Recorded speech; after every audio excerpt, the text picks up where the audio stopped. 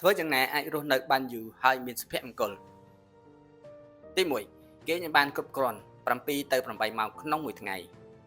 ទី2ហាត់ប្រាណឲ្យបានទៀងទាត់ជារៀងរាល់ថ្ងៃយ៉ាងហោចណាស់ឲ្យបាន30នាទី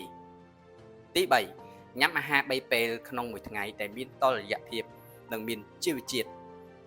ទី4ធ្វើសមាធិឲ្យបាន5ទៅ15នាទីក្នុងមួយថ្ងៃទី5ជៀសវាងដាច់ខាតបារីភេសជ្ជៈផ្អែមឬគ្រឿងកំប៉ុងគ្រប់ប្រភេទទី6កាត់បន្ថយជាតិខ្លាញ់ស្ករអំបិលប៊ីចេងឬម្សៅស៊ុបនិងគ្រឿងផ្អាប់គ្រប់ប្រភេទទី7ញ៉ាំបន្លែផ្លែឈើស្រស់ៗធម្មជាតិដែលប្រកាសថាគ្មានជាតិគីមីទី8ព្យាយាមប្រើខួរក្បាលឲ្យបានច្រើនបង្កើនគំនិតច្នៃប្រឌិតថ្មីទី9ទទួលអាហារដែលមានសម្បូរអាស៊ីតខ្លាញ់អូមេហ្គា3វីតាមីន D និងកាល់ស្យូមគ្រប់គ្រាន់ទី10ញ៉ាំ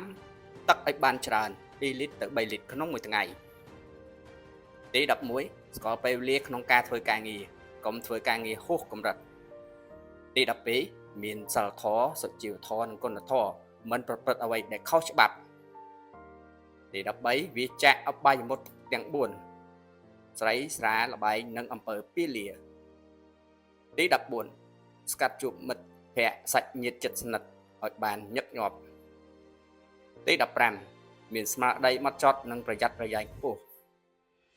ទី16ថែរក្សាសុខភាពមាត់ធ្មេញភ្នែកត្រចៀកនិងសុខភាពទូទៅឲ្យបានល្អទី17ត្រួតពិនិត្យសុខភាពមួយឆ្នាំឲ្យបានម្ដងទី18រស់នៅដោយក្តីសប្បាយរីករាយនិងមានសុខភាពផ្លូវកាយផ្លូវចិត្តទី19បង្កើតទំនាក់ទំនងជាមួយនឹងអ្នកជំនាញខ្លួនអ្នកជិតខាងទី20មានពេលវេលាលំហែសមស្របជាមួយក្រុមគ្រួសារ